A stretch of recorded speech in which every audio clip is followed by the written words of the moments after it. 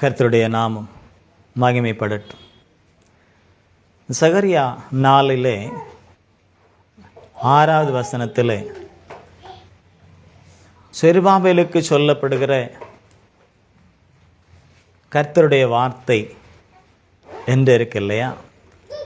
இன்றைக்கு ஆவியானவர் நமக்கு சொல்கிறார். அன்றைக்கு சகரியா தீர்க்கதரிசியின் மூலமாக சேனைகளின் கர்த்தர் சொல்லுகிறார் என்று அவர் சொன்னார்.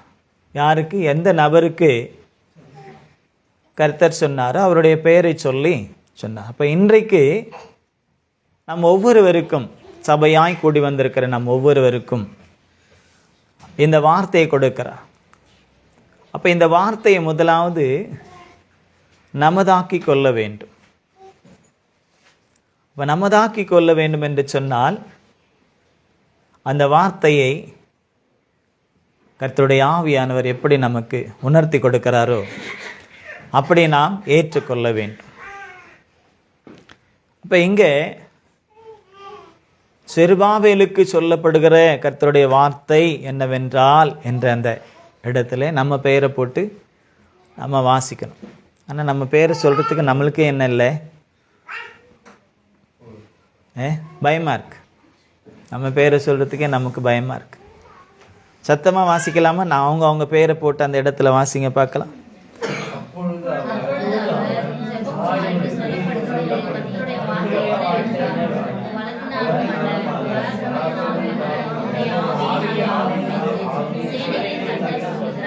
ஆமென். உங்கள் பேரை சொன்னீங்களா? ஆமென். அப்போ யாருக்கு அது? உங்களுக்கு தான். நான் வாசித்தால் அது எனக்கு, நீங்கள் வாசித்தால் அது உங்களுக்கு. அப்போது நம்ம எல்லோரோடுமே கர்த்தருடைய ஆவியானவர் அவர் இடைப்பட விரும்புகிறார். அப்போ இது யாருக்கோ அல்ல, அன்றைக்கு செருபாபேலுக்கு சொல்லப்பட்டது தான். ஆனால் அதே வார்த்தை கர்த்தர் இன்றைக்கு நமக்கு கொடுக்கிறார் என்றால் அது நமக்கு. ஆமென். அல்லேலூயா. அப்போ நமக்குரியதை நாம் பெற்றுக்கொண்டு அதை பாதுகாக்க வேண்டும். எதற்காக அந்த வார்த்தை அவர் கொடுக்கிறாரோ அந்த வார்த்தையை பிடித்து கொண்டு அந்த வார்த்தையிலே நாம் நடக்க வேண்டும். எதற்காக கொடுக்கிறாரோ அந்த வார்த்தையை நாம் பிடித்து கொண்டு எடுத்துக்கொண்டு அந்த வார்த்தையின்படி நம்முடைய ஆவி ஆத்மா சரீரத்தை செயல்படுத்துவதற்கு நம்மை ஒப்பு கொடுக்க வேண்டும். இது ஒரு நாள் மாத்திரம் அல்ல. இந்த வார்த்தையை கொண்டு என்னெல்லாம் நமக்குள்ள அவர் நிறைவேற்ற விரும்புகிறாரோ அதையெல்லாம் நிறைவேற்றுகிற வரைக்கும் இந்த வார்த்தை நம்மை நடத்த வேண்டும். அதற்கு நம்மை ஒப்பு கொடுக்க வேண்டும். ஏதோ இன்னைக்கு கேட்டுட்டு இன்னையோட இந்த வார்த்தை முடிஞ்சு போச்சுன்னு அர்த்தம் இல்லை. அந்த வார்த்தை அவர் கொடுக்கக்கூடியதான அந்த வார்த்தை எவ்வளவு காலத்திற்கு அது என்று நமக்கு தெரியாது, அவருக்கு தான் தெரியும். அப்படியானால் அந்த வார்த்தை கடைசி வரையிலும், இந்த பூமியில இருக்கும் வரையிலும் அந்த வார்த்தை நம்மோடு கூட இருக்க வேண்டும். ஆமென். அல்லேலூயா. அல்லேலூயா. எங்க இருக்கணும்? நம்மோடு கூட, நம்முடைய இருதயத்தில் இருக்கணும். அப்பப்ப இந்த வார்த்தைகள் எதற்காக கொடுக்கப்பட்டது, அந்த வார்த்தைகள் நமக்குள்ளே கிரியை செய்வதற்கு நாம் இடமும் கொடுக்க வேண்டும். அப்போ செருபாபேலை கொண்டு அன்றைக்கு கர்த்தர் தம்முடைய காரியத்தை செய்வதற்காக, அவருடைய வேலையை செய்வதற்காக, அவருடைய ஆலயம் கட்டப்படுவதற்காக அவர் அன்றைக்கு தம்முடைய வார்த்தைகளை வெளிப்படுத்தி கொடுத்தார். அந்த வார்த்தையை கொடுத்து அவனை பலப்படுத்தினார். அதன்படியே அதை செருபாபேல் செய்து முடித்தார் என்று நாம் பார்க்கிறோம். அப்போ எந்த நோக்கத்திற்காக கர்த்தர் வார்த்தை அனுப்புகிறாரோ அந்த நோக்கம், அந்த விருப்பம், அந்த சித்தம் நமக்குள்ளே நிறைவேறும் வரையிலும் அந்த வார்த்தை நம்மோடு தான் இருக்கும். ஆமென். அல்லேலூயா. ஏனென்றால் வசனம் அப்படிதான் சொல்லுகிறது, வாயிலிருந்து விருதாவாய் வருவதும் இல்லை, விருதாவாய் மறுபடியும் சொல்வதும் இல்லை. எந்த நோக்கத்திற்காக வார்த்தை அனுப்புகிறாரோ அந்த கிரியையை, அந்த காரியத்தை நமக்குள்ளே அதை நிறைவேற்றுதான் அது திரும்பும். ஆனால் அது அவர் குறித்த காலத்தில் நிறைவேறுவதும் அல்லது அது தள்ளி போவதும் அல்லது நிறைவேறாமலே போவதும் அது நம்முடைய கரத்தில் தான் இருக்கு. கவனிங்க, நம்முடைய கரத்தில் தான் இருக்கு. கர்த்தருடைய வார்த்தை வரும்பொழுது கவனிங்க. பிள்ளைங்களை நம்ம 24 மணி நேரம் நம்ம கூட தான் இருக்காங்க. அப்புறம்லாம் கொஞ்சிக்கலாம், பார்த்துக்கலாம், என்ன வேணாலும் செய்யலாம். ஆனால் இது மறுபடியும் நமக்கு கிடைக்காது. இந்த நேரம் மறுபடியும் நமக்கு கிடைக்காது. அப்போது நம்முடைய முழு எண்ணமும் நினைப்பும் தியானமும் அவருடைய வார்த்தையை வசனத்தை கேட்பதிலே இருக்க வேண்டும். இப்போ விட்டுட்டோம்னா அதுக்கப்புறம் மறுபடியும் இந்த நேரமும் நமக்கு கிடைக்காது. இந்த நேரத்தில் அவர் அனுப்புகிற அந்த வார்த்தையும் கூட நமக்கு அப்புறம் கிடைக்காமல் போய்விடும். நாம் பயத்தோடு நடுக்கத்தோடு அவருடைய வார்த்தைகளை கவனித்து அதை ஏற்றுக்கொள்ளும் பொழுது அது நமக்குள்ளே எதையெல்லாம் கொண்டு வந்து நம்மளை ஆசீர்வதிக்க விரும்புகிறதோ அதையெல்லாம் அது கொண்டு வந்து ஆசீர்வதிக்கும். ஆமென். ஹல்லேலூயா. அப்போ அன்றைக்கு அவர்கள் தேவாலயத்தை கட்டுவதற்கு பல முயற்சிகள் மேற்கொண்டாலும் பல விதங்களிலே தடைகள் வந்து கொண்டே இருந்தது. பல விதங்களிலே நெருக்கங்கள். தேவனுடைய ஆலயத்தை கட்டக்கூடாது என்று சொல்லி சத்துருக்கள், காரணமே இல்லாத சத்துருக்கள், அதுதான் ஒரு பெரிய காரியம்.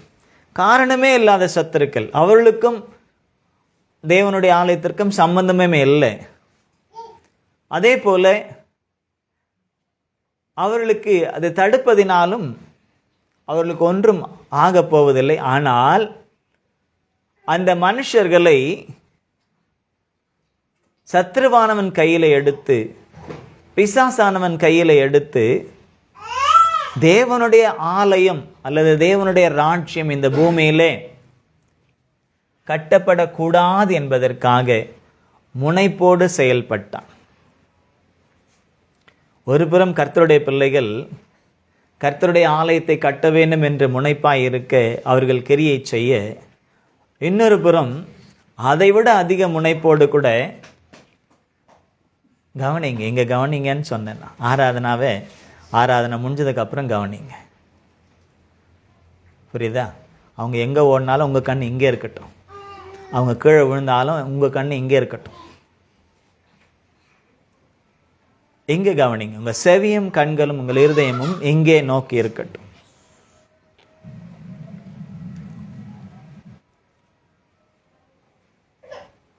தேவனுடைய வார்த்தை நமக்குள்ளே செயல்பட்டு அதன் மூலமாய் நாம் ஆசீர்வாதத்தை பெற்றுக்கொள்ளக்கூடாது என்று அதிக முனைப்போடு கூட பிசாசு இந்த காலகட்டங்களிலே அதிகமாய் கர்த்தருடைய பிள்ளைகளுக்குள்ளே, ஊழியக்காரர்களுக்குள்ளே, ஊழியக்காரிகளுக்குள்ளே, ஊழியக்கார குடும்பங்களுக்குள்ளே, விசுவாசிகளுக்குள்ளே, விசுவாச குடும்பங்களுக்குள்ளே அதிக முனைப்போடு கூட அவன் செயல்பட்டு கொண்டிருக்கிறான். நமக்கு கண்ணுக்கு தெரியாத எதிரிகள், கண்ணுக்கு தெரியாத அந்த சாத்தான். ஆனால் கிரியைகள் நடந்து கொண்டே இருக்கிறது.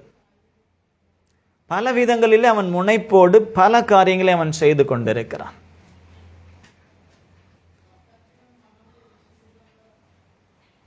இந்த சபை, தேவனுடைய சபை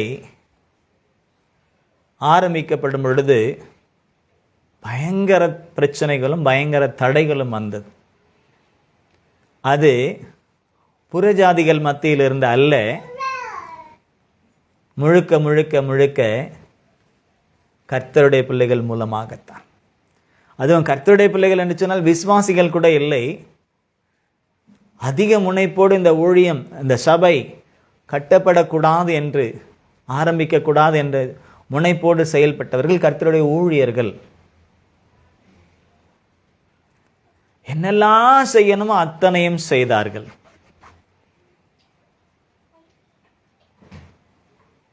என்னை ஒரு ஊழியக்காரனாக அங்கீகரிக்க கூடாது என்று சொல்லி பல காரியங்கள் முனைப்போடு செய்தார்கள். நேரடியாகவும் செய்தார்கள், மறைமுகமாகவும் செய்தார்கள். ஆனால் எல்லாவற்றையும் முறியடித்து கர்த்தர் இன்றைக்கும் நிற்க வைத்திருக்கிறார்.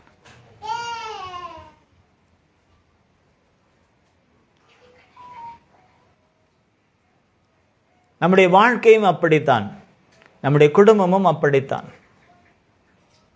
கர்த்தர் நம்முடைய வாழ்க்கையை கட்ட நினைத்தாலும், நம்முடைய குடும்பத்தை கட்ட நினைத்தாலும், சபையை கட்ட நினைத்தாலும், எதெல்லாம் கர்த்தர் கட்ட வேண்டும் என்று நினைக்கிறாரோ அதையெல்லாம் இடிக்க வேண்டும் என்று சொல்லி மும்முரமாய்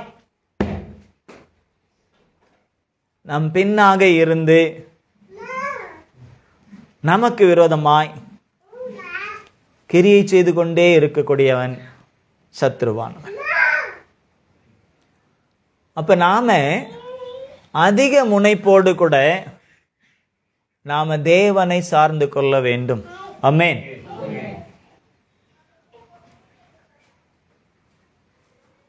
இப்போ இந்த ஹாலை பார்க்குறோம், நல்லா பூசி மழுகி நல்லா இதெல்லாம் இது பண்ணி ஒயிட் வாஷ்லாம் பண்ணி வச்சு, ஆனாலும் அப்பப்போ என்ன ஆகுது?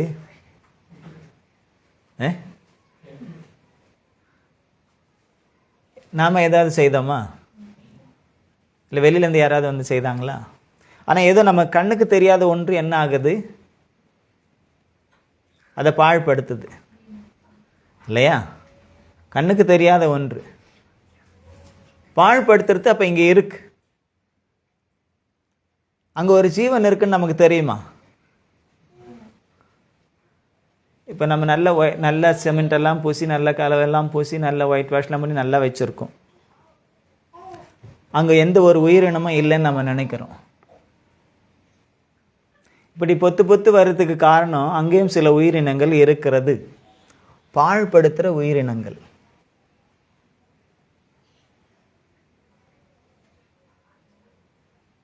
இல்லையா? பாழ்படுத்துகிற உயிரினங்கள்.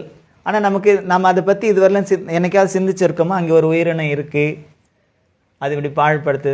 நாம் ஐயோ இது என்ன இப்படி எத்தனை முறை பண்ணாலும் இப்படி பொத்து பொத்து வருதே.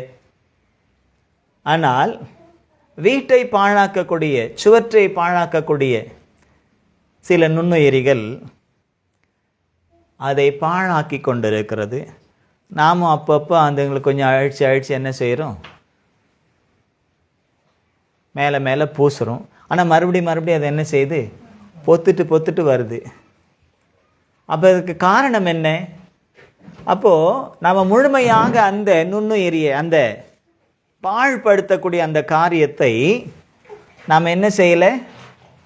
அழிக்கலை. மேலோட்டமாக மேக்கப் பண்ணுறோம். மேலோட்டமாக என்ன செய்கிறோம்? மேக்கப்பும் பேக்கப்பும் பண்ணிடுறோம். கொஞ்ச நாளைக்கு நல்லா இருக்கு. கல்யாண பொண்ணுடைய வேஷம், அந்த மேக்கப்பும் பேக்கப்பும் எத்தனை மணி நேரம்? கல்யாணம் முடிகிற வரலன்னு தானே. அது கொஞ்ச நேரத்துலேயே, ரிசப்ஷன் நேரத்துலேயே கூட சில நேரத்தில் என்ன ஆகிடும்? வேர்த்து வெயில் காலம் வேர்த்து ஊற்றுச்சுன்னா பாதி மேக்கப் கர்ச்சிப்பில் வந்துடும்.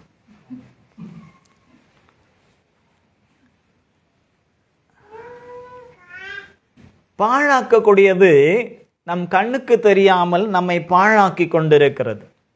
ஆனால் அன்றைக்கு செருபாபேலோடு கூட எதிர்த்து நின்ற சத்துருக்கள் மனுஷர்கள். ஆனால் அவர்களுக்குள்ளே இருந்து செயல்பட்டு கொண்டிருந்தது சத்துருவினுடைய அந்த கிரியைகள். அந்த மனுஷர்கள் நல்ல மனுஷர்கள் தான், ஆனால் அவர்களுக்குள்ளே இருந்த புகுந்து கர்த்தருடைய காரியத்தை கெடுக்க நினைத்ததான அந்த சத்ருவின் கிரியைகளை எதிர்த்து செயல்படுவதற்கு தான் ஆவிக்குரிய ஜீவியத்திலே தேவனுடைய ஆலயமாகிய இந்த சரீரத்தையும் ஆவியையும் ஆத்மாவையும் என்ன செய்யணும்? நம்மளால முடியுமா? முயற்சி செய்து தான் பாருங்களேன்.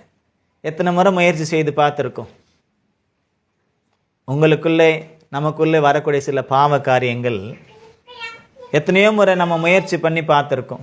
விட்டுறணும், இனி இப்படி செய்யக்கூடாது, இனி இப்படி பேசக்கூடாது, இனி இப்படி நடக்கக்கூடாது இல்லையா? எத்தனையோ முறை நம்ம செயல்படுத்தி பார்த்துருக்கோம். முடியுதா? ஒப்பு கொடுத்தும் பார்க்குறோம், ஜெபம் பண்ணியும் பார்க்குறோம். முடியுதா? முடியலன்னும் போது ஏன் முடியலை? அப்போ வசனம் சொல்லுகிறது, மாம்ச சிந்தை மரணம். மாம்சத்திலே நாம் எந்த ஒரு காரியத்தையும், மாம்ச சிந்தனையிலோ மாம்ச கிரியைகளிலோ நாம் எந்த ஒரு காரியத்தை நாம் செய்தும் ஜெயம் பெற முடியாது. அதைத்தான் இங்கே சொல்லுகிறார். நீங்கள் கத்தியை வச்சுக்கிட்டு, வேலை வச்சுக்கிட்டு, சூளை வச்சுக்கிட்டு, கேடகத்தை வச்சுக்கிட்டு இந்த வேலையை நடத்தணும்னா முடியாது. ஏன்னா அன்றைக்கு அப்படிதான் அவங்க செய்தாங்களாம். ஒரு கையில கரண்டியை வச்சுக்கிட்டு, என்ன கரண்டி? குழம்பு கரண்டியே இல்லை, இந்த பூச்சி வேலைக்கெல்லாம் பயன்படுற அந்த கரண்டிக்கு பேர் என்ன? தாப்பி. ஹிந்தியில், தமிழ் என்ன? கொல்லரா? கொளுத்தா? ஒவ்வொரு இடத்துல ஒவ்வொரு மாதிரி சொல்லுவாங்க அதுக்கு பேர். சரி, சாந்து பூசுகிற கரண்டி நல்லா இருக்குல்ல, அதே வச்சுக்கோ.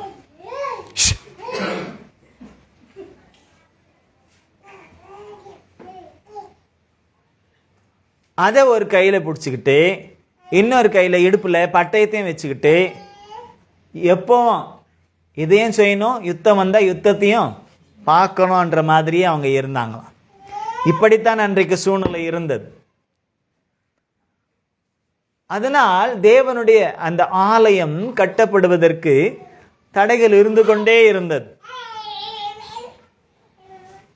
ஏதாவது ஒவ்வொன்று சொல்லி சொல்லி சொல்லி சொல்லி வார்த்தைகளினாலே கூட தடைப்படுத்தினார்கள். வார்த்தைகளினாலே கூட தடைப்படுத்தினார்கள். இன்றைக்கும் கூட இந்த ஆலயத்தை கெடுத்து போடுவதற்காக, இந்த சரீரத்தில் இப்படி உப்புறுத்தோம் இல்லை இப்படி வளர்றதும் அதை நான் சொல்ல வரல. தேவனுடைய விட்டுருங்க, அவங்கள கவனிக்காதீங்க, விடட்டும், அடிப்படட்டும், உட்காரட்டும், ஒரு இடத்துல அமைதியாக இருப்பாங்க. நம்ம தாங்குன்னு தாங்கினா அவங்க வேக வேகமாக வேறு காரியங்களை செய்வாங்க. விட்டுறணும்.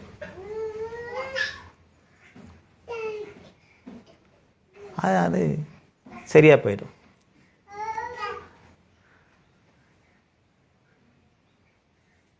தேவனுடைய ஆலயத்தை கட்டுவதற்கு நிறைய பிரச்சனைகள், எதிர்ப்புகள். அப்படிப்பட்ட சூழ்நிலையிலே தான் சகரியா தீர்க்கதரிசியை கர்த்தர் அனுப்பினார். போய் என் பிள்ளைகளுக்கும், தேவனுடைய ஆலயத்தை கட்ட நினைக்கிறவர்களுக்கும் கட்டுகிறவர்களுக்கும் என் வார்த்தையை கொடு. அவங்களுடைய சிந்தனையில் இருந்த காரியங்கள் வேறு. ஆகவே நீ போய் என் வார்த்தையை கொடு, அவர்கள் எப்படி அதை கட்ட வேண்டும் என்பதை நான் அவர்களுக்கு சொல்லிக் கொடுக்கிறேன் என்று சொல்லிதான் சகரியா தீர்க்கதரிசியை அனுப்பினார். அல்லேலூயா, அல்லேலூயா. அவர் வந்தார். அவர் வந்து கர்த்தருடைய வார்த்தையை கொடுத்தார். ஆமென். என்ன சொன்னார்? அப்பொழுது அவர் செருபாபேலுக்கு சொல்லப்படுகிறது என்னவென்றால், செருபாபேலுக்கு சொல்லப்படுகிறது என்னவென்றால், எனக்கு கர்த்தர் பேசுறார் அப்படின்னா என் மூலமாக அவருடைய காரியத்தை நிறைவேற்ற, இந்த ஆலயத்தை கட்ட, இந்த சபையை கட்ட, குடும்பங்களை கட்ட கர்த்தர் வார்த்தையை கொடுக்கும் போது என்னோட எப்படி பேசுவார்? டேவிட் ராஜுக்கு சொல்லப்படுகிற கர்த்தருடைய வார்த்தை என்னவென்றால்,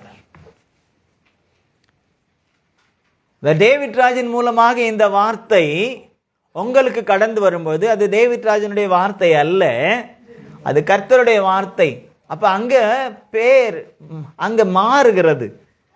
ஜோயலுக்கு சொல்லப்படுகிற கர்த்தருடைய வார்த்தை என்னவென்றால்,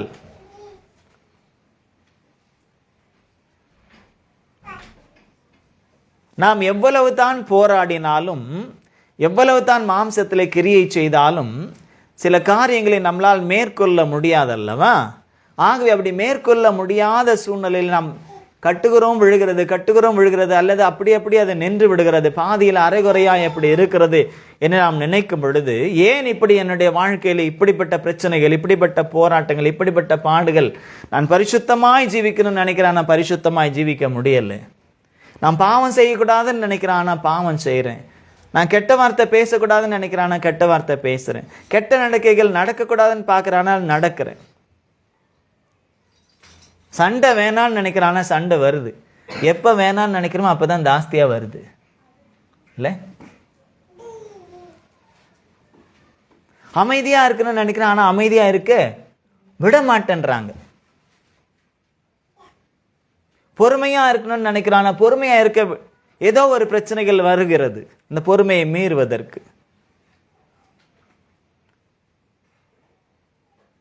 ஏதோ ஒன்று நான் பரிசுத்தமாய் வாழ நினைக்கக்கூடிய அந்த காரியத்தை கெடுக்கும்படியாக எனக்குள்ளே யார், அதற்கு பல பேரை அவன் பயன்படுத்துவான். இயேசுவை காட்டி கொடுக்க வெளியில இந்த ஆள் வந்தான். இயேசுவை குறித்து நல்லா அறிந்து தெரிந்த ஒரு ஆள் மூலமாக தான் இயேசுவை காட்டி கொடுத்தான். ஆனால் யூதாஸா காட்டி கொடுத்தான்? நமக்கு யூதாஸ் தான் காட்டி கொடுத்தான் என்று எழுதப்பட்டும் இருக்கிறது. ஆமாம், அதுவும் உண்மைதான். ஆனால் அதற்கு முன்பு ஒரு வசனம் சொல்லப்படுகிறது, யூதாசுக்குள் சாத்தான் புகுந்தான். சாத்தான் அவனுக்குள்ளே புகும் வரையிலும் அவன் யூதாஸ் நல்லவன் தான். யூதாஸ் காரியோத் நல்லவன் தான். அவனை நம்பி ஒரு பெரிய பொறுப்பே இருந்துச்சு அவன் கையில். என்ன பொறுப்பு? பணப்பையன் அவர் தான் வச்சிருந்தான், கஜானா அவர்கிட்ட தான் இருந்துச்சு, ட்ரெஷரர்.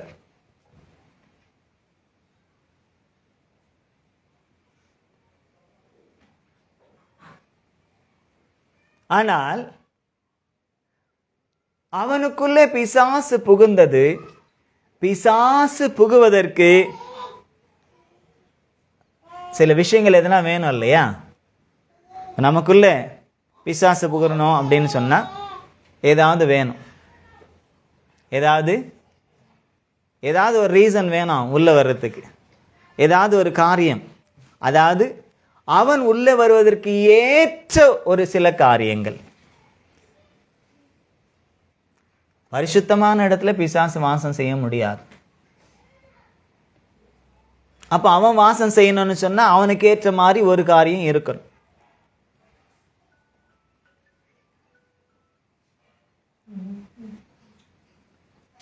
அப்போ யூதாசை பார்க்கறான், பணப்பைய வச்சிருக்கிறார்.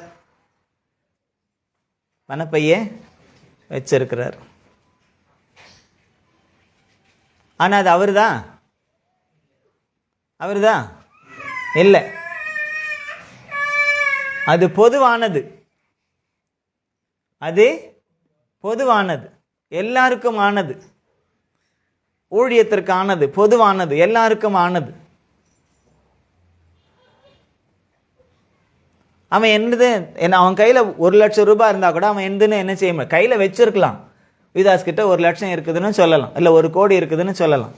ஆனா அது யூதாஸ் தான் கேட்டா இல்ல, அது பொதுவானது. ஆமென்.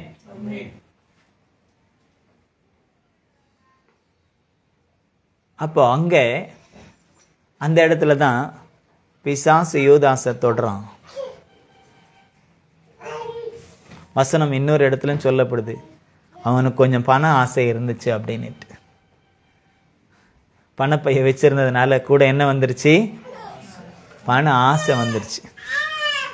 எப்பவுமே அடுத்தவங்களதே எப்போ நான் சுமந்துக்கிட்டு இருக்கிறது, எனக்குன்னு வேண்டாமா? எப்படி? எப்பவுமே அடுத்தவங்களதே எப்படி நான் சுமந்துக்கிட்டு இருக்கிறது? 1,00,000 இருந்தாலும் அது என்னது இல்லையே, அடுத்தவங்களது தானே. அப்போ எனக்குன்னு வேண்டாமா? அப்போ எனக்குன்னு வேணுமே. அப்போ அதற்கு என்ன வழி? பிசாசு அங்கே தான் தூண்டி கொடுக்கின்றான். அவன் உள்ள வரத்துக்கு ரூட்டை போடுறான், நாமளும் என்ன செய்கிறோம்? இடம் கொடுக்குறோம். இடம் கொடுத்த உடனே உள்ள வந்து மடம் பிடிக்கிறான். அவன் புகுந்தான். எதன் மூலமாய் புகுந்தான்? பணத்தாசையினாலே. வசனம் சொல்லுகிறது, பண ஆசை எல்லா தீமைக்கும் என்னவா? ரூட். அதுதான் வேறாய் இருக்கிறது, ரூட். அப்ப அந்த ரூட்டில் அவன் உள்ள வந்துட்டான். உள்ள புகுந்தவனே அவனுக்கு என்ன ஆயிடுச்சு? இயேசுவையே 30 காசுக்காக, 30 வெள்ளி காசுக்காக, ஒரே ஒரு அவர் தான் பான்னு சொல்றதுக்கு ஒரு 30 வெள்ளி காசுன்னு சொன்னா தூரத்துல இருந்து கூட காட்டலாம். ஸ்பை வேலை, இன்ஃபார்மர் வேலை செய்யலாம் இல்லையா? தூரத்துல இருந்து கூட காட்டிடலாம், இவங்க தான் பார்த்துக்கங்க அப்படின்னு. இல்லைன்னா சில பேர் கண்ணிலே காட்டிட்டு போயிடுவாங்க. பார்த்துருக்கீங்களா? கண்ணிலே பேசிடுவாங்க. நம்மகிட்ட பேசின இருக்கிற மாதிரியே இருக்கும், ஆனால் நம்மளே காட்டி கொடுத்துட்டு, கண்ணாலே காட்டி கொடுத்துட்டு போயிடுவாங்க. ஆனால் இவன் எடுத்துக்கிட்டது ரொம்ப நல்லா இருந்துச்சு. ரபின்னு போயிட்டு கட்டி பிடிச்சி ரொம்ப அன்பா இருக்கிறவன் மாதிரி முத்தமிட்டான். அப்பவும் அவர் கேட்கார், முத்தத்தினாலயா காட்டி கொடுக்கிறாய்? கஞ்சாடையினாலையா காட்டி கொடுக்கிறாய்? உன் ஆள் காட்டி விரலாலையா காட்டி கொடுக்கிறாய்? வார்த்தையினாலையா காட்டி கொடுக்கிறார்? இல்லை ஏதாவது சைகை, சமிக்கை, அடையாளம், ஏதோ ஒரு விதத்தில்.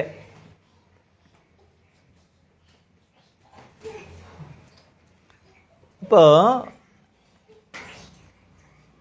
யூதாஸ் கெட்டு போனதற்கு அல்லது பிசாசு உள்ள வந்ததற்கு ஏதோ ஒரு காரணம் பிசாசுக்கு தேவையா இருந்துச்சு. அவனுடைய சரக்கு அங்க இருந்ததுனால அவன் உள்ள வந்துட்டான். பேதுருக்குள்ள வர முடியல, யோவானுக்குள்ள வர முடியல. ஏன்னா அவங்களுக்குள்ள என்ன இல்லை? பணத்தாசை இல்லை. ஆனா பேதுரு கேட்டார் ஒரு முறை இயேசுவை பார்த்து, நாங்க எல்லாவற்றையும் விட்டு வந்தோமே, எங்களுக்கு என்ன கிடைக்கும்? இயேசு அதற்கு பதிலையும் சொன்னார், இம்மையிலையும் கிடைக்கும் மறுமையிலையும் கிடைக்கும் அப்படின்னு சொன்னார்.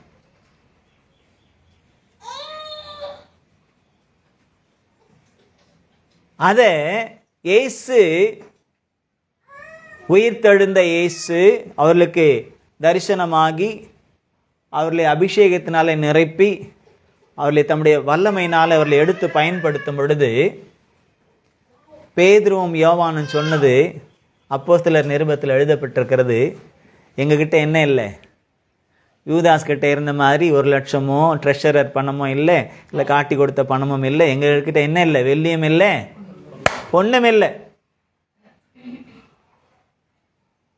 அதனால வெள்ளி மேலேயும் பொண்ணு மேலேயும் நமக்கு மையல் இல்லைன்னா அது எவ்வளோ விலையா இருந்தாலும் நமக்கு ஒரு டென்ஷனும் இல்லை. அல்ல, அது மேலேயே நமக்கு வெள்ளியும் பொண்ணு மேலேயுமே நமக்கு கண் இருக்குது, மனசும் அங்கே தான் இருக்குதுன்னா டெய்லி நமக்கு பிரச்சனை வரும். ஐயோ விலை ஏறுது, ஐயோ விலை ஏறுது, ஐயோ விலை ஏறுது. ஏறுனா ஏறின்னு போகுது, நமக்கு என்ன? ஏறினாலும் பிரச்சனை இல்லை, இறங்கினாலும் பிரச்சனை இல்லை. ஆனால் சில நேரத்தில் சில பேருக்கு இதனால பிபி ஏறி போகுது. ஐயோ பொண்ணு விலை ஏறி போச்சு, என் பொண்ணை எப்படி கல்யாணம் பண்ணி கொடுப்பேன்? இல்லையா? இப்பத்துலேருந்தே சேர்த்து வைக்கணும். எப்படியெல்லாம் சேர்க்க முடியுமோ அப்படியெல்லாம் சேர்த்துக்கலாம். வசனம் சொல்லுகிறது, கடைசி காலத்தில் அதை சேர்த்தீர்கள், அதனால ஒரு பிரயோஜனமும் இருக்காது அப்படின்னு பவுல் எச்சரிக்கின்றார். பவுல் என்ன செய்கிறாரு? வாசித்து பாருங்களேன். பவுல் அல்ல, யாக்கோபு 5வது அதிகாரம்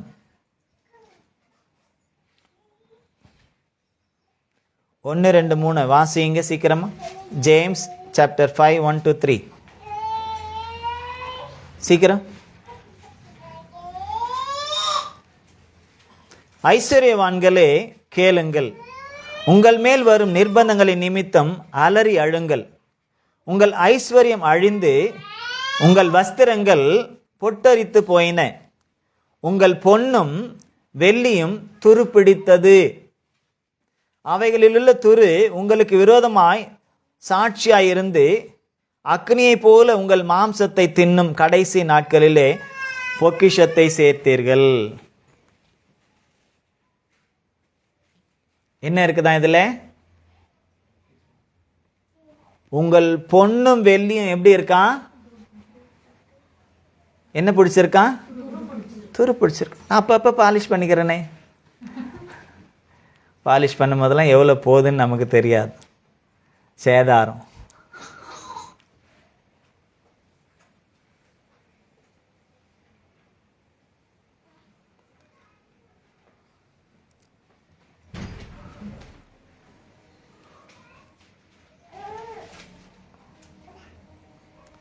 பொன்னும் வெள்ளியும் துருப்பிடித்து அவைகளிலுள்ள துரு என்ன செய்தான்?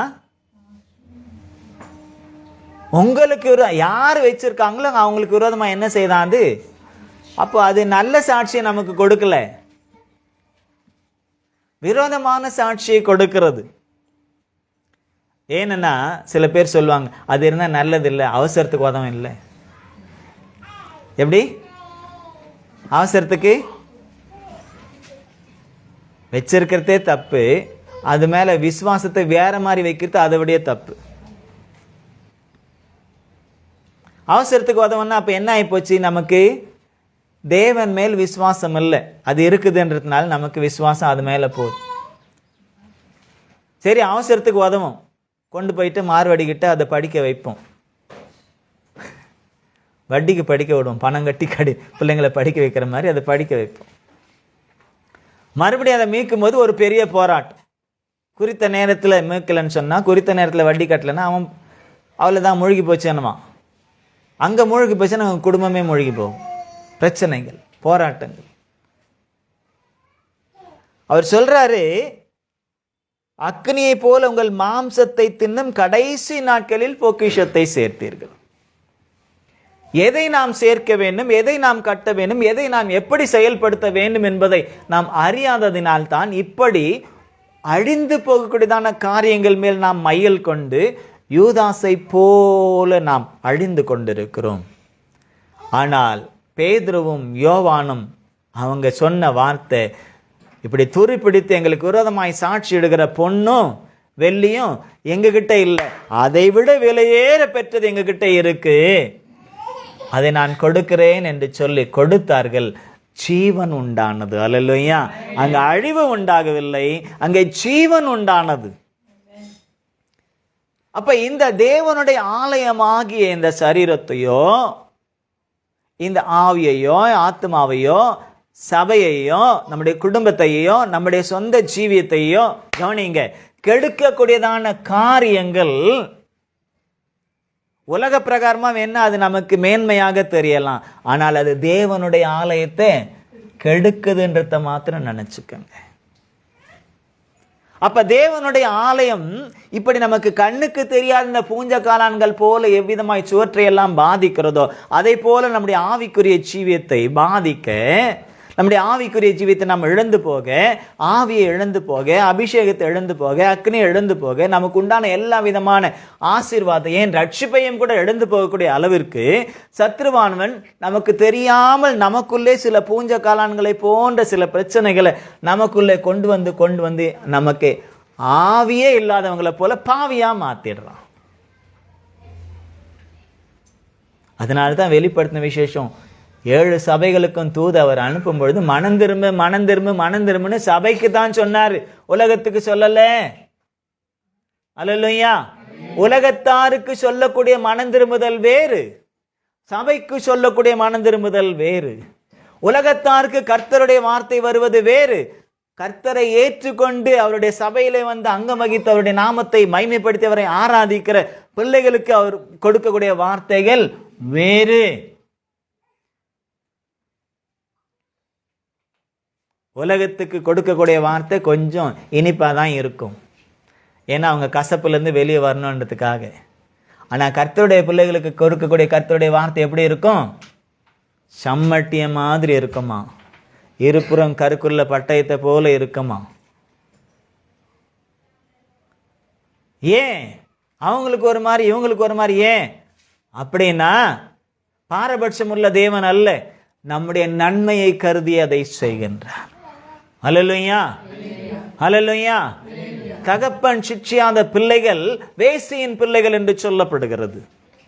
அப்ப சிட்சிக்கிறார் தகப்பன், சிட்சிக்கிறார். இன்னைக்கு சிட்சையே பிள்ளைகளுக்கு ஒத்துக்க மாட்டேங்குது. ஒன்னும் கேட்டுறக்கூடாது, ஒன்னும் சொல்லிடக்கூடாது, கோபமே படாம இருக்கணும். அவங்க என்ன செய்தாலும் கோபப்படாம இருந்தா நல்ல அப்பா நல்ல அம்மா. கோபப்பட்டா இவரை மாதிரி அப்பா யாருமே கிடையாது. ஆனா அதெல்லாம் எப்ப தெரியும்? அவங்க அப்பா அம்மா ஆகும்பொழுதுதான் அந்த பிரச்சனை எல்லாம் அப்பதான் தெரியும். ஓ, அதுக்காகத்தான் அன்னைக்கு அப்பா அடிச்சார் போல இருக்கு, அதுக்காகத்தான் அன்னைக்கு அப்பா திட்டினார் போல இருக்கு, அதுக்காகத்தான் அம்மா அன்னைக்கு திட்டினாங்க போல இருக்கு அப்படின்னுட்டு எப்போ அன்னைக்கு அவங்க தேடி பார்த்தாலும் அப்பா அம்மா இருக்க மாட்டாங்க. அப்ப நாம் ஒவ்வொரு நாளுமே தேவன் நம்மோடு கூட இடைப்படுவதற்கு நாம் இடம் கொடுக்க வேண்டும். அவரோடு கூட நாம் பேச வேண்டும். அவர் நம்மோடு கூட பேச அவர் எப்பொழுதும் ஆயத்தமாய் இருக்கிறார். அப்ப நாம் ஒவ்வொரு நாளுமே அவர் நம்மளை தம்முடைய ஆவியானவரை கொண்டு என்ன செய்கிறார்? நம்மளை கட்டி மாளிகையாக உருவாக்கி கொண்டிருக்கிறார். கிறிஸ்து என்றதான புருஷனுக்கு நம்மை எப்படிப்பட்டவர்களா வச்சிருக்கிறாரு? கற்புள்ள கன்னிகையா. கற்புள்ள கன்னிகை அப்படின்னா கற்பில்லாத கன்னிகைகளும் இருக்காங்கன்னு அர்த்தம்.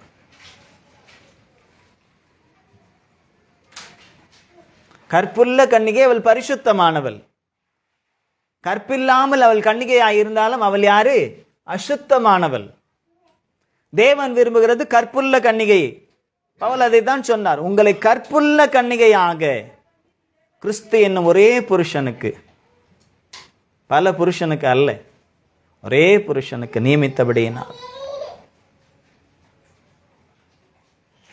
பயப்படுறேன் அப்படின்றார். சத்ரு உங்களை வஞ்சித்து விடுவானோ? அப்போ இன்றைக்கு நாம் கட்டப்பட வேண்டும். ஒவ்வொரு நாளும் கட்டப்பட வேண்டும். ஒவ்வொரு நாளும் கட்டப்படுவதற்கு ஆவியானவர் நமக்கு உதவி செய்கிறார். அதைத்தான் இங்க சொல்கிறார். நாம் மாம்ச சிந்தனையில இருந்து நம்ம கட்டினாலும் சரி, நம்முடைய வாழ்க்கையை கட்டினாலும் சரி, நம்முடைய குடும்பத்தை கட்டினாலும் சரி, அல்லது சபையை கட்டினாலும் சரி, அதில் நாம் சித்தி பெற முடியாது, அதில் நாம் ஆசீர்வாதத்தை காண முடியாது. அப்ப எப்படி கட்டணும்? நீ கர்த்தருக்காகத்தான் கட்டுகிறாய். மார்த்தாள் இயேசுவுக்காகத்தான் என்ன செய்தா? கிச்சன்ல போயிட்டு சமையல் பண்ணா.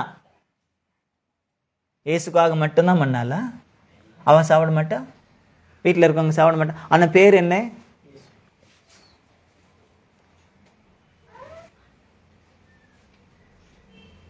இயேசுவும் அதை அக்செப்ட் பண்ணிக்கிறார். பரவாயில்ல, எனக்காகத்தான் நீ செய்கிறேன். ஆனாலும் அதை செய்யும் பொழுது இயேசுக்காகத்தான் செய்கிறேன் என்று அவள் சொன்னாலும், சிந்தனையில் இருந்தாலும் கூட அவளுக்குள்ளே ஒரு புழுக்கம் இருந்துகிட்டே இருந்துச்சு. இப்ப பாரு, நமக்கு மழை பெஞ்சும் கூட புழுக்கம் இருக்குது பார். ஒரு இடத்துல நிலைய உட்கார முடியுதா? நெளியாம இருக்க முடியுதா? மண்ணெலி பாம்பு மாதிரி நெளிஞ்சுக்கிட்டே இருக்கும். இப்போ இந்த மழை பெஞ்சிச்சில்ல, எல்லா மண்புழுவும் என்ன செய்யுது? வெளியே வருது. ஏன்? அங்கே புழுக்கம் தாங்காம தான் வெளியே வருது. வெயில் நேரத்தில் கூட வெளியே வரல. மழை பெஞ்சவொன்னு இன்னும் புழுக்கம் அதுவும் இதுவும் சேர்ந்து வேற மாதிரி வந்து எல்லாம் வெளியே வருது. அந்த மாதிரி நம்ம நெளிஞ்சுக்கிட்டே இருக்கும். நல்லா பெஞ்சி வெள்ளம் போச்சுன்னு சொன்னால் அடங்கிடும், அதுவும் அடங்கிடும், நாமளும் அடங்கிடும். ஆனால் தேவ சமூகத்தில் எல்லாத்தையும் அடக்கிக்கிட்டு அமைதியாக தேவனுக்கு கொடுக்க வேண்டிய மரியாதையை, கனத்தை கொடுத்துட்டு நாம அவருடைய நாமத்தை மகிமைப்படுத்துறோம். அப்ப நம்முடைய மாம்ச சிந்தனையிலே எதையும் நாம் சாதிக்க முடியாது. மாம்ச கிரியைகளில் நாம் எதையும் நாம் செயல்படுத்த முடியாது. உலக கிரியையில் நாம் ஒன்றையும் நாம் செயல்படுத்த முடியாது. குறிப்பாக கர்த்தருடைய பிள்ளைகள் நம்ம எவ்வளவுதான் ஜாக்கிரதையா இருந்தாலும் ஏதாவது ஒரு விதத்துல பிசாசு பிரச்சனை என்ன செய்யறான், கொண்டு வந்து விடுறான். அதுக்காக ஓயாம பிசாசு மேலேயே சாக்கு போட முடியாது. நாம் எப்படி செயல்பட வேண்டும் என்று தேவன் நமக்கு சொல்லி கொடுத்திருக்கிறார், சொல்லி கொடுத்து கொண்டும் இருக்கிறார். இப்போதும் சொல்லுகிறார், உங்கள் தனிப்பட்ட ஜீவியம் என்ற அந்த ஆலயம், உங்கள் ஆவியாத்மா சரீரம் என்ற அந்த ஆலயம், உங்கள் குடும்பம் என்ற ஆலயம், உங்கள் சபை என்ற ஆலயம், உங்கள் தேசம் என்ற ஆலயம், அது கட்டப்படணும்னு சொன்னா போராட்டங்கள் இருக்கத்தான் செய்யும். ஆனால் அந்த போராட்டங்களை மீறி கட்டப்படணும்னு சொன்னா என்ன செய்யணும்? அதை தான் அவர் சொல்றாரு. செருபாபேலுக்கு சொல்லப்படுகிற கர்த்தருடைய வார்த்தை என்னவென்றால், ஒரு கையில அருவாவையும் இல்ல பெரிய ஈட்டியையும் கேடகத்தையும் வச்சுக்கிட்டு, இன்னொரு கையில சாந்து பூசுற கரண்டியை வச்சுக்கிட்டு தேவாலயத்தை கட்ட நினைக்கிறதான செருபாபேலுக்கு சொல்லப்படுகிறது என்னவென்றால், பலத்தினாலும் அல்ல பராக்கிரமத்தினாலும் அல்ல. இந்த பலமும் பராக்கிரமம் என்று வரும்பொழுது அது எதை தான் குறிக்கிறது? மாம்சத்தை குறிக்கிறது. நான் ரொம்ப எப்படி பலவான், நான் இப்படி காட்டினேன் எப்படி தர்றேன்? ஆண் அழக மாதிரி இருக்கேன்னா, நோஞ்சா மாதிரி இருக்கேன்னா, எப்படி இருக்கேன்? ஏதாவது இருக்குதா? ஒன்றும் இல்லை பாஸ்டர். சிரிக்கிறாவை பார்த்து.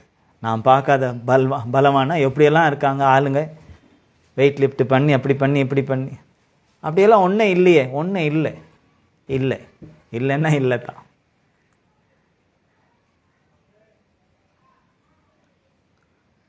இந்த பலம் அல்ல. மாம்ச பலத்தை கொண்டு, உலக பலத்தை கொண்டு, உலக பணத்தை கொண்டு, உலகத்தில் உள்ள பொன்னையும் வெள்ளியும் கொண்டு, உலகத்தில் அழிந்து போகக்கூடியதான காரியங்களை கொண்டு தேவனுடைய ஆலயத்தை நாம் கட்ட முடியாது. தேவனுடைய ஆலயம்னு சொல்றது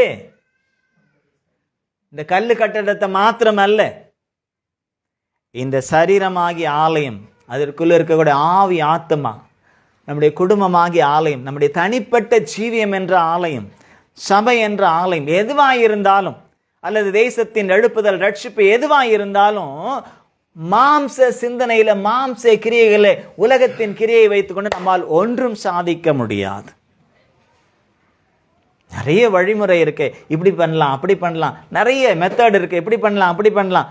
என்ன பண்ணாலும் ரட்சிப்பை பெற்றுக்கொள்ளணும்னு சொன்னா, அல்லது ஜெயத்தை பெற்றுக்கொள்ளணும்னு சொன்னா, அது பலத்தினாலும் அல்ல பராக்கிரமத்தினாலும் அல்ல, தேவனுடைய ஆவியினாலே ஆகும். ஆமென், அல்லேலூயா.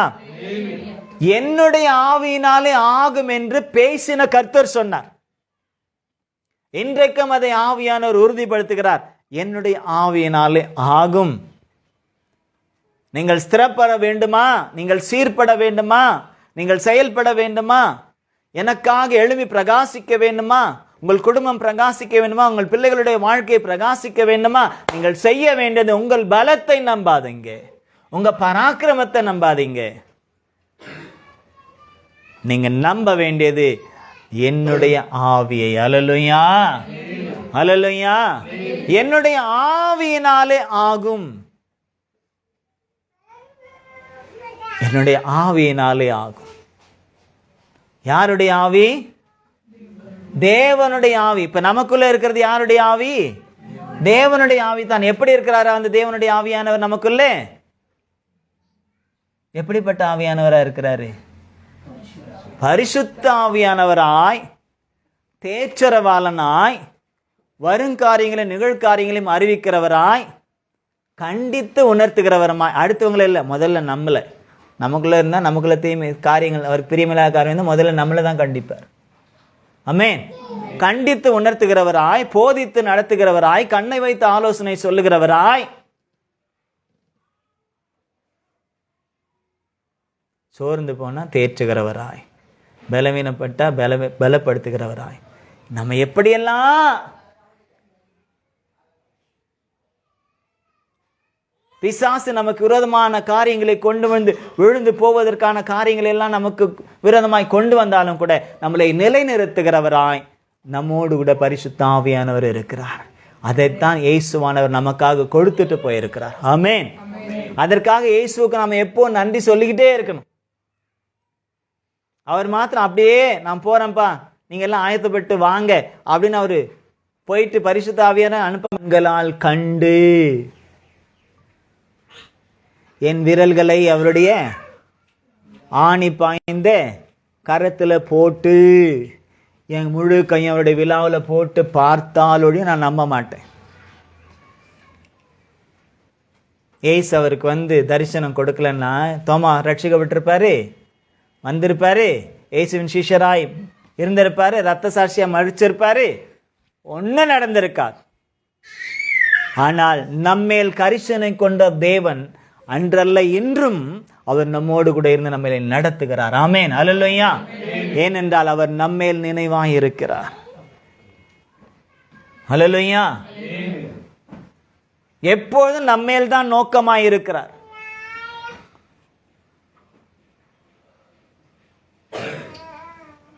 அப்ப அவர் சொல்றாரு, நீங்கள் கட்டப்பட வேண்டும், என்னுடைய நாமத்தின் மகிமைக்காக ஆலயமாக, பரிசுத்த ஆலயமாக, தேவனுடைய ஆலயமாக நீங்கள் கட்டப்பட வேண்டும். ஒவ்வொருவரும் கட்டப்பட வேண்டும், ஒவ்வொருடைய வாழ்க்கையும் கட்டப்பட வேண்டும், ஒவ்வொரு குடும்பமும் கட்டப்பட வேண்டும், சபை கட்டப்பட வேண்டும், தேசம் கட்டப்பட வேண்டும்.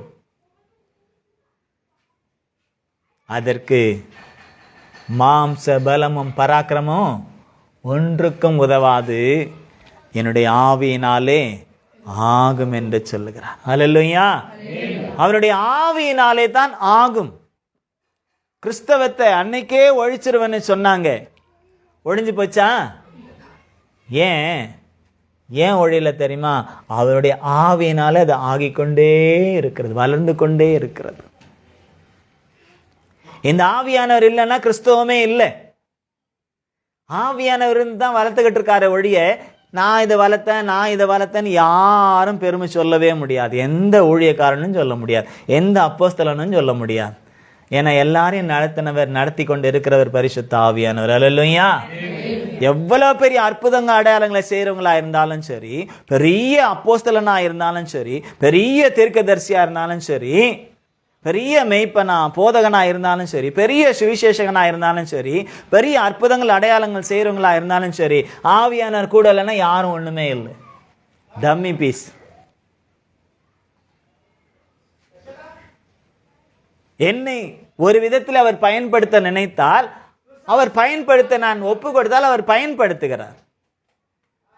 பயன்படுத்துகிறார். என்னுடையது என்ன இருக்கு?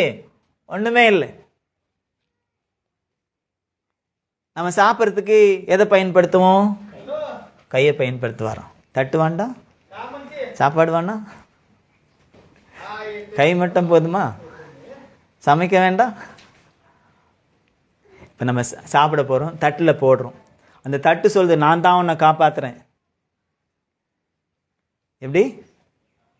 என்னால் தான் உயிராக இருக்க அப்படின்னு தட்டு சொன்னால்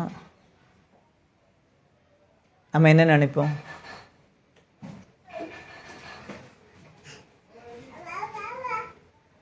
குழம்பு கரண்டி சொல்லுது, நான் பார் குழம்பு ஊத்துறதுனால தான் நீ உயிராக இருக்கிற. இப்படி ஒவ்வொன்றையா சொல்லிக்கிட்டே போகலாம். ஆனால் எதுவுமே என்ன இல்லை, அது ஒன்றும் இல்லை, விளைய செய்கிற தேவனால் தான் எல்லாம் இருக்கிறது. ஒரு விவசாயி விதைக்கிறான்னு சொன்னா நம்பிக்கை, விசுவாசம் கடவுள் மேல, அது முளைக்கும், அதை முளைக்க செய்வார். முளைச்சு நல்ல அறுவடைக்கு விளைஞ்சு நிக்குது. அந்த நேரம் மழை வந்துட்டா எல்லாம் போச்சு. ஆனா பாருங்க, காலங்களும் கூட கர்த்தருடைய கரத்துல இருக்கிறது. தேவன் அதினதின் காலத்துல சகலத்தையும் நேர்த்தியாய் செய்திருக்கிறார். இப்ப நமக்கு தெரியுது, ஜூன் மாசம் 10ஆம் தேதி வரலாம் கொஞ்சம் எப்படி இருக்கும், வெயில் இருக்கத்தான் செய்யும். அதுக்கப்புறம் என்ன ஆகும்? அந்த காலங்கள் நமக்கு தெரியுது. ஆனால் அந்த காலங்களை நமக்கு நியமித்து வைத்திருக்கிறவர் கர்த்தர். மகாராஷ்டிராவுக்கு அப்படி இருக்கு, தமிழ்நாட்டுக்கு போனால் அப்படி இருக்காது, பக்கத்தில் ஆந்திராவுக்கு போனால் அப்படி இருக்காது, இந்த பக்கம் கர்நாடகாவுக்கு போனால் அப்படி இருக்காது, இந்த பக்கம் டெல்லி பக்கம் போனால் அப்படி இருக்காது. அப்போ ஒவ்வொரு இடத்துக்கு தகுந்த மாதிரி தேவன் அதை கட்டமைத்து வைத்து அவர் அதை செயல்படுத்தி கொண்டிருக்கிறார். அவருடைய கட்டமைப்பில் இருக்கக்கூடிய ஒவ்வொன்றும் அதனதின் காலத்தில் எல்லாம் நேர்த்தியாய் நடந்து கொண்டிருக்கிறது. அதே போல் தான் நாமும் நேர்த்தியாய் கட்டப்பட வேண்டும் என்று கர்த்தர் விரும்புகிறார். அல்லேலூயா. அதற்கு நாம பிசாசுக்கு இடம் கொடாமல் தேவனுக்கு நாம் இடம் கொடுத்து அவரை நாம் சார்ந்து கொள்ள வேண்டும். அவரை நாம் சார்ந்து கொள்ளும் பொழுது அவர் நிச்சயமாய் நம்மை கட்டி ஆசீர்வதிப்பார். ஆமென். அல்லேலூயா. அல்லேலூயா. கட்டணும்னா எப்படி கட்டணும்? அவர் எப்படி கட்ட நினைக்கிறாரோ அப்படி கட்ட வேண்டும். நம்முடைய விருப்பம் அல்ல,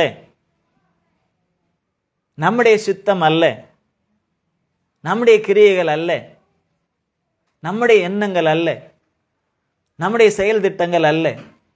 அவர் என்ன சொல்லுகிறாரோ அதை நாம் நிறைவேற்றுவதற்கு நம்மை ஒப்பு கொடுக்க வேண்டும். ஒப்பு கொடுப்பது பெரிதல்ல. சில பேர் எல்லாம் எப்போ ஒப்பு கொடுக்க சொன்னால் கையை தூக்கி ஒப்பு கொடுத்துருவாங்க. அதுக்கப்புறம் கொஞ்ச நேரத்தில் எல்லாத்தையும் மறந்துட்டு போயிட்டு அப்படியே தான் இருப்பாங்க. அப்படி அல்ல. அந்த வார்த்தைகளோடு வசனத்தோடு ஒருமித்து போகணும். அது அழகா இயேசு ஒரு ஓமையின் மூலமா சொன்னார். பெருமழை பொழிந்தது, பெருவெள்ளம் வந்தது, வீட்டின் மேல் மோதினது. 2 விதமான வீட்டின் மேல் மோதினது. ஒன்று கண்மலையின் மேல் கற்பாறையின் மேல் கட்டப்பட்ட வீடு. ஒரே மழை தான், 2 விதமான வீடு இருக்கு. பெருவெள்ளம் வருது, ஒரே மழை பெருமெள்ளம் வருது. ஆனா இங்க பெய்கிற மழை தமிழ்நாட்டில் பெஞ்சிச்சுன்னா தமிழ்நாடு இருக்கிற இடம் தெரியாம போயிடும். இங்க நான் மகாராஷ்டிராவில் பெய்கிற மாதிரி கண்டினியூவா 4 மாசம் அங்கே மழை பெஞ்சிச்சுன்னா 4 மாசம் 10 நாள் கண்டினியூவா பெஞ்சாலே சென்னை எப்படி மிதக்கும், தலைக்கிழ மிதக்கும். 3-4 மாடி வரலாம் தண்ணி போயிடும். ஆனால் இங்கே 4 மாதம் கண்டினியூவாக பெஞ்சாலும் நமக்கு அவ்வளோ பாதிப்பு கிடையாது. ஏன்னா இது மலையின் மேலே இருக்கு, அது தாழ்வான இடத்துல இருக்கு. ஏசு அதை தான் சொன்னார். கண்மலையின் மேல், அதாவது கற்பாறையின் மேல் கட்டப்பட்ட வீடு எவ்வளவு பெரிய மழை பெஞ்சாலும் எவ்வளவு வெள்ளம் வந்தாலும் அது எப்படி இருக்கமா? விழாது, ஸ்ட்ராங்கா நிற்கும். அதே மணல் மேல கட்டப்பட்ட வீடு என்ன ஆகுமா? அழிந்து போகும், இருந்த இடம் தெரியாமல் போகும். இந்த ஓமை எதற்கு சொன்னார்? என் வார்த்தைகளை கேட்டு அந்த வார்த்தையின்படி, அந்த வார்த்தையின் மேல் எவன் தன்னுடைய வாழ்க்கையை கட்டுகிறானோ அவன் ஸ்திரமாய் நிற்பான். என்ன பிரச்சனை வந்தாலும், எவ்வளவு போராட்டம் வந்தாலும், உலகமே தலைகீழ நின்னாலும் கூட அவன் ஸ்டடியா இருப்பான். ஆனா கர்த்தருக்குள்ளே நாம இல்லை அப்படின்னா, கர்த்தர் மேல் நாம நம்பிக்கை வைக்கல, விசுவாசம் வைக்கல, அவருடைய வார்த்தையின்படி நாம நடக்கலன்னு சொன்னா மணல் மேல் கட்டப்பட்ட வீடு மாதிரி என்ன ஆகும்? கொஞ்சம் அப்படின்ன உடனே என்ன ஆயிடும்? பிசு பிசுத்து போயிடும், இருந்த இடம் தெரியாமல் போயிடும். அப்ப எதையும் தாங்கும் இதயம் போல எல்லாத்தையும் தாங்கிட்டு நாம நிக்கணும்னு சொன்னா, ஸ்ட்ராங்கா இருக்கணும்னு சொன்னா அது அவருடைய ஆவியினாலே மட்டுமே ஆகும். ஆவியானவர் எப்படி நம்மளை நடத்துகிறாரோ அவ்விதமாய் நாம் நடந்து வார்த்தையின்படி, வசனத்தின்படி நாம அவருடைய நாமத்தை நாம் மகிமைப்படுத்துவோம்னு சொன்னா நம்முடைய வீடு அல்லது ஆலயம் எப்படி வேணாலும் வச்சுக்கோங்க, அது நிலைத்திருக்கும் என்றவர் சொல்லுகிறார். அப்போ ஏற்கனவே கட்டப்பட்ட வீடாயிருந்தாலும், இனிமேல் கட்டப்போகிற வீடாயிருந்தாலும், ஏற்கனவே கட்டப்பட்ட ஆலயமாயிருந்தாலும், இனிமேல் கட்டப்போகிற ஆலயமாயிருந்தால், எதுவாயிருந்தால் அது நிலைத்திருக்கணும்னு சொன்னா பரிசுத்த ஆவியினாலே மட்டுமே ஆகும். உலக பிரகாரமான பலத்தினாலோ பராக்கிரமத்தினாலோ அல்ல. பணபலத்தை கொண்டு நாங்கள் பெரிய லேண்ட்லார்ட் அதை வச்சு அல்ல, உலகம் படிப்பை வச்சு, உலக ஞானத்தை வச்சு நான் இப்படி ஆயிடுவேன் அப்படி ஆயிடுவேன்னா ஒன்றும் ஆக முடியாது, ஒன்றும் ஆக முடியாது.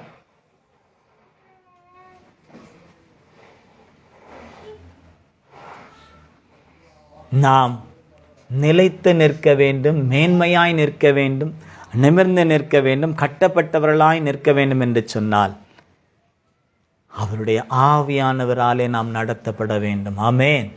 ஹல்லேலூயா. பரிசுத்த ஆவியினாலே நாம் நடத்தப்பட வேண்டும். உனக்கு ஒரு வாழ்க்கையை அவர் வைத்திருக்கிறார் அல்லது ஒரு வாழ்க்கையை கொடுத்திருக்கிறார் என்றால் அந்த வாழ்க்கையை கட்டமைக்க ஆவியானவரிடத்துல தான் ஆலோசனை கேட்கணும்.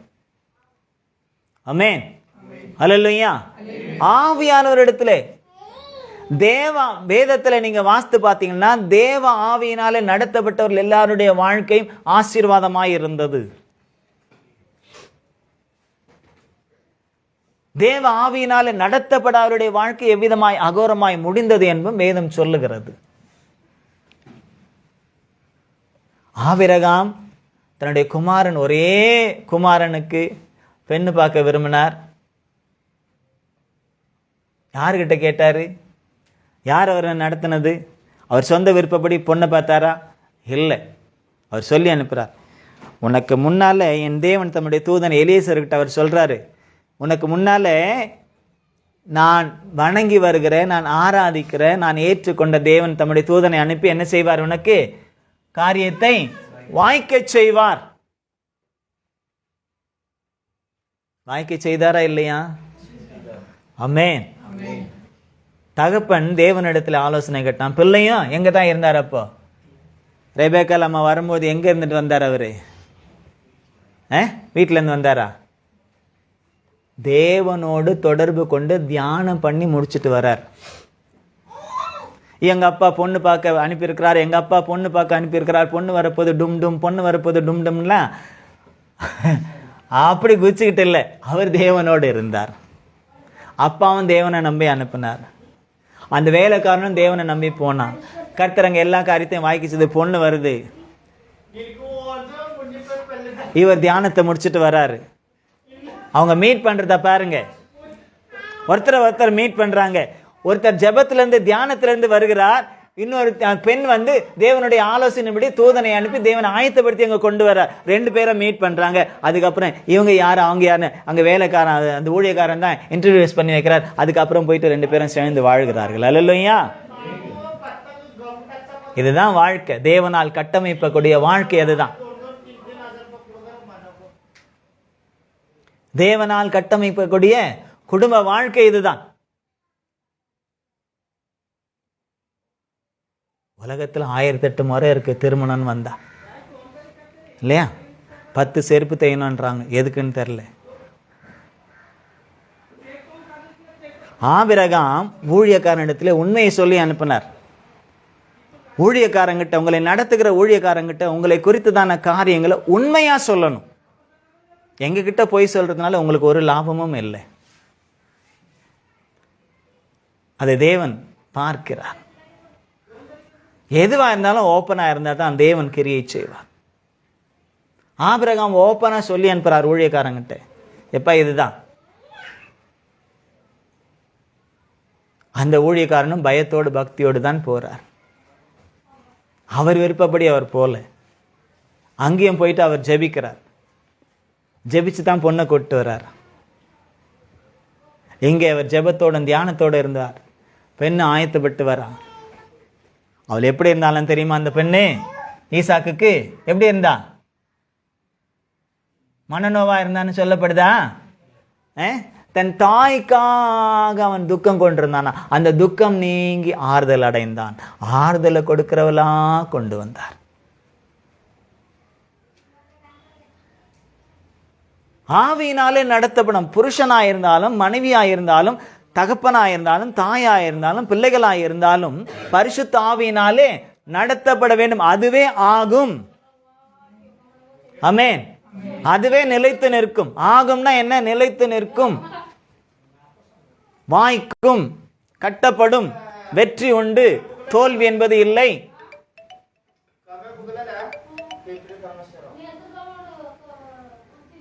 பிள்ளை இல்லை, கல்யாணம் ஆகி 20 வருஷமா தேவ சமூகத்திலிருந்து வந்தவங்க தான் ரெண்டு பேரும் பிள்ளை இல்லை. 1 வருஷம் 2 வருஷம் 20 வருஷம் ஆச்சு. வசனம் சொல்லுகிறது. அந்த நேரத்தில் ஈசாக்கு தேவ ஆவியினாலே நடத்தப்பட்டார். மனைவிக்காக மலடியாயிருந்த மனைவிக்காக என்ன செய்தார்? அவரு ஜெபித்தார். கர்த்தர் சத்தத்தை கேட்டார். 1க்கு பதிலாக 2 கொடுத்தார். 20 வருஷமா வெயிட் பண்ணதுக்கு இரட்டிப்பான ஆசீர்வாதத்தை யாக்கோபையும் ஏசாவையும் கொடுத்தார்.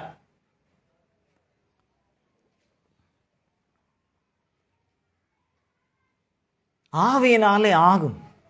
தேவ ஆவியினாலே நிறைந்து தேவனுடைய நாமத்தை மைமைப்படுத்தி சங்கீதமாய் பாடிக்கொண்டிருந்ததான தாவீதை, ஆடுகளை மேய்த்து கொண்டிருந்த தாவீதை தேடி கண்டுபிடிச்சு கொண்டு வர வச்சு அவன் தலையில் அபிஷேக தைலத்தை ஊற்றி அந்த தேசத்துக்கே ராஜாவாக்கி அவனை சிங்காசனத்தில் வைத்து கடைசி வரலாம் ராஜாவாகவே அவனை வைத்து அவனை ஆசீர்வதித்தார். ஆமென், ஹல்லேலூயா. ஆனால் சவுலுக்கு ஒரு சான்ஸை கொடுத்தார். சவுல் அதை என்ன செய்யல? சரியா பயன்படுத்திக்கல. அவன் நம்பினது மாம்ச பலத்தை,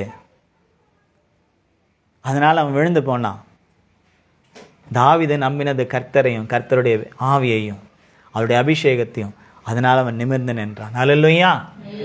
ஆகவே நம்முடைய வாழ்க்கை நிறைய பேரை சொல்லிக்கிட்டே போகலாம். அப்போஸ்தலர்கள் பயந்து நடுங்கிக்கிட்டு இருந்தாங்க, தங்களுடைய ஜீவனை தப்புவித்துக் கொள்ள. ஏசு மரிச்சிட்டார் அப்படின்ட்டு கொண்டு போய் கல்லறையில் வச்சுட்டாங்க, நம்மளையும் கொண்டுடுவாங்க, நம்மளையும் சிலுவையில் மரத்தில் ஏற்றிடுவாங்க அப்படின்ட்டு பயந்துக்கிட்டு வீட்டெல்லாம் பூட்டிக்கிட்டு ஜன்னல் அரைக்கதவையெல்லாம் பூட்டிக்கிட்டு இருந்தாங்க. ஆனால் ஆவியை அனுப்பினாரு. பரிசுத்த ஆவியை அனுப்பின உடனே எல்லாம் கேட்டும் திறந்துருச்சு. ஜன்னல் திறந்துருச்சு, கதவு திறந்துருச்சு, சத்தம் பயங்கரமா, எருசலேம் நகரம் எல்லாம் போயிட்டு இங்கே தான் இவங்க இருக்காங்கன்னு அவரே சொல்லி கொடுத்தார். எப்படி? ஆவியானவரே 12 சீஷர்களும் இங்கே தான் இருக்காங்க, வாங்க வாங்க வாங்க பிடிச்சிட்டு போங்கன்ற அளவுக்கு எங்கே மறைஞ்சிக்கிட்டு இருந்தாங்களோ அவங்கள மறைக்க முடியாத அளவுக்கு ஆவியானவர் இறங்கி வெளிப்படுத்துகிறார். ஆனால் இப்போ அவங்களுக்குள்ள இருந்து பயம் போயிடுச்சு. அந்த பயம் எல்லாம் தேசத்து ஜனங்களையும் தேசத்தை பெரியவர்களையும் தேசத்து தலைவர்களையும் தேசத்தை ஆளுகர்களையும் பிடிச்சுக்கிச்சு. இவங்களை பார்க்கும்போது உலகத்தை கலக்கிறவர்கள் என்று சொல்லிட்டாங்க. ஆமென், ஹல்லேலூயா. ஏன்னா பலத்தினாலும் அல்ல, பராக்கிரமத்தினாலும் அல்ல. பேதுரு கொஞ்சம் துள்ளினார் அந்த கெத்செமனே தோட்டத்தில். இயேசு ஒருத்தன் வந்து பிடிக்க உடனே ஒரு கோவம் வந்து உடனே கத்தி எடுத்து என்ன செய்தாரு? அந்த வேலைக்காரனை வலது காதர வெட்டினார். தனியா மீன் செதில் செய்கிற மாதிரி அவர் சீவி எடுத்துட்டார், கீழே விழுந்துருச்சு. ஏசு சொன்னார், எப்பா பட்டயத்தை எடுக்காது, மாம்ச பலத்தை நம்பாத, அதை உரையில் போடு. பட்டயத்தை எடுத்தா பட்டயத்தை, நீ மாம்சத்தை நம்பினா அதில் மரணம் தான். மாம்ச பலத்தை நீ நம்பினே அதில் மரணம் தான். பட்டயத்தை எடுத்தா பட்டயத்தை சாவு அப்படின்ட்டு அந்த விழுந்து போன காதை எடுத்து மறுபடியும் அவன் மல்குசனுடைய அந்த வேலைக்காரனுடைய அந்த இடத்துல ஒட்ட வச்சுட்டாரு. ஒட்டிக்கிச்சு. பிளாஸ்டிக் சர்ஜரி உடனே செஞ்சு முடிச்சிட்டார். அதனால பட்டயத்தை வச்சு ஏதாவது மேற்கொள்ளலாம் நினைச்ச பேதுரை கட்டிட்டாராங்க. வேண்டாம், இது தேவையில்லை, இதனால் முடியாது. அதனால பேதுருக்கு பயம் வந்து மறுதலித்து ஓடி போனார். ஆனால் அவரை மறுபடியும் கொண்டு வந்து நிறுத்தினார். தம்முடைய ஆவியை அனுப்பி, அபிஷேகத்தை அனுப்பி, அக்னியை அனுப்பி அவங்களை எல்லாரையும் எழுந்து நிற்க செய்து உலகத்தையே இன்றைக்கு கிறிஸ்தவம் கலக்கும்படியாக ஆவியானவர் இன்றைக்கும் நம் மத்தியில் இருந்தவர் கிரியை செய்து கொண்டிருக்கிறார். ஆமென், ஹல்லேலூயா. இன்றைக்கும் அவர் கலக்கிக்கிட்டே தான் இருக்கிறார். ஆங்காங்கே ஆங்காங்கே ஆங்காங்கே ஆங்காங்கே தம்முடைய பிள்ளைகளை எழுப்பி எழுப்பி அந்தந்த காலகட்டத்தில் யாரையெல்லாம் எழுப்ப வேணுமோ அவர்களெல்லாம் எழுப்பி எழுப்பி எழுப்பி எழுப்பி பலத்தினாலும் அல்ல பராக்கிரமத்தினாலும் அல்ல என்னுடைய ஆவியினாலே ஆகும் என்று சொல்லி அவருடைய ஆவியை ஊற்றி அக்னியை ஊற்றி தம்முடைய கரத்தை எடுத்து வல்லமையாக அவர் இன்றைக்கும் அவர் பயன்படுத்தி கொண்டிருக்கிறார். அந்த தேவன், அந்த ஆவியானவர் உங்களுக்குள்ளும் எனக்குள்ளும் இருக்கிறார். ஹல்லேலூயா. அவர்தான் நம்மோடு கூட இருக்கிறார். அவர்தான் நம்மோடு கூட இருக்க வேண்டும். அவர்தான் நம்மளை கட்டுகிறவர், அவர்தான் நம்மளை எழுப்புகிறவர், அவர்தான் நம்மளை உயர்த்துகிறார், அவர்தான் நம்மளை மேன்மைப்படுத்துகிறார், அவர்தான் நமக்கு வெற்றியை கொடுக்கிறவர். நம்முடைய தனிப்பட்ட வாழ்க்கையிலும் குடும்ப வாழ்க்கையிலும் பிள்ளைகளுடைய வாழ்க்கையிலும் இனி வரக்கூடிய எத்தனை காலங்கள் நாம் இருந்தாலும் அத்தனை காலங்களும் நமக்கு வெற்றியை கொடுக்கிறவர் அந்த ஆவியானவர் தான். ஆகவே நாம் எல்லாரும் கட்டப்பட வேண்டும், தேவனால் கட்டப்பட வேண்டும், தேவ ஆவியினால் கட்டப்பட வேண்டும் என்று அவர் விரும்புகிறார்.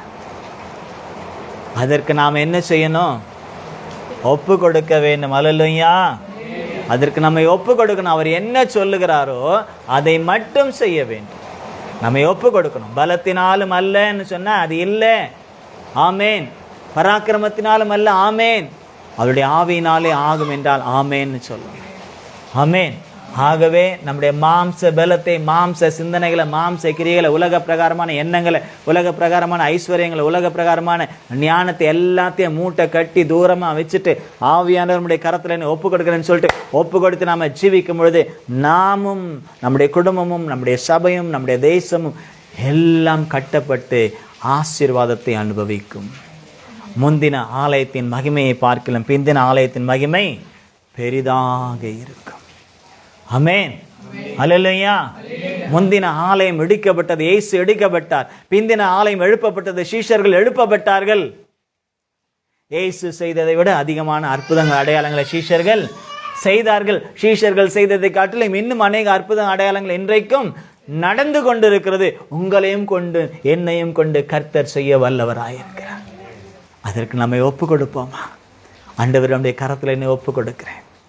பலத்தினால் அல்ல ஆண்டவரை, நான் நம்புகிற எந்த காரியமும், உலக பிரகாரமான எந்த காரியத்தினாலும், என்னுடைய படிப்போ, என்னுடைய வேலையோ, என்னுடைய வருமானமோ, என்னுடைய ஆஸ்தியோ, வேறு எந்த என்னுடைய ஜாதியோ, ஜனமோ, என்னுடைய பெருமையோ, எந்த காரியமும் அல்ல. அவைகளெல்லாம் வீண். பரிசுத்த ஆவியானவரே, நீர் மட்டுமே என்னை கட்டி எழுப்பக்கூடியவர்.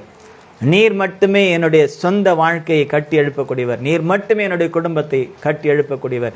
நீர் மட்டுமே என்னுடைய பிள்ளைகளுடைய வாழ்க்கையை கட்டி எழுப்பக்கூடியவர். நீர் மட்டுமே என்னுடைய தேசத்தையும் கட்டி எழுப்பக்கூடியவர். நீர் மட்டுமே சபையை கட்டி எழுப்பக்கூடியவர். உங்களுடைய கருத்தில் எங்களை நாங்கள் ஒப்பு கொடுக்கிறோம். என்னை ஒப்பு கொடுக்கிறோம். எல்லாம் நம்ம ஒப்பு கொடுத்து நாம செபிக்கலாம். எல்லாரும் நம்ம ஒப்பு கொடுத்து நாம செபிக்கலாம்.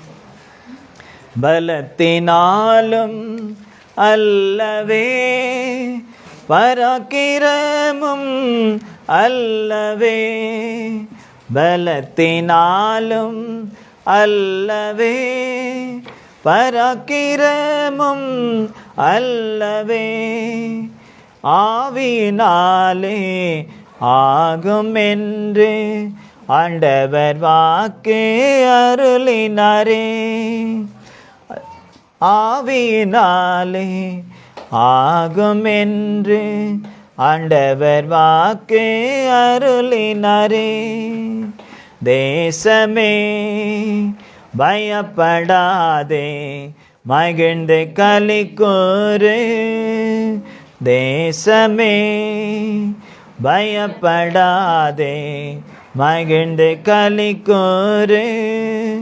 சேனையின் கர்த்தர் உன்னடுவில் பெரிய காரியம் செய்திடுவார். சேனையின் கர்த்தர் உன்னடுவில் பெரிய காரியம் செய்திடுவார். தேசமே பயப்படாதே, மகிழ்ந்து களி கூறு. தேசமே பயப்படாதே, இந்த களி கூறு. ஆமென்.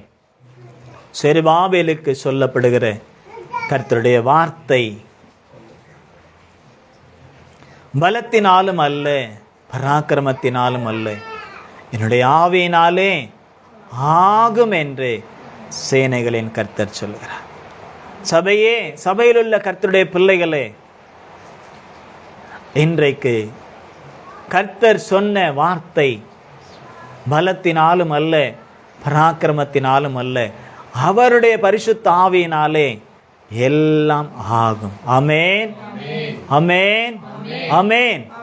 நாம் எல்லாரும் நம்மளை ஒப்பு கொடுத்து நாம் செபிக்கலாம். நன்றி செலுத்தி யாராவது ஒருவர் செபியுங்கள்.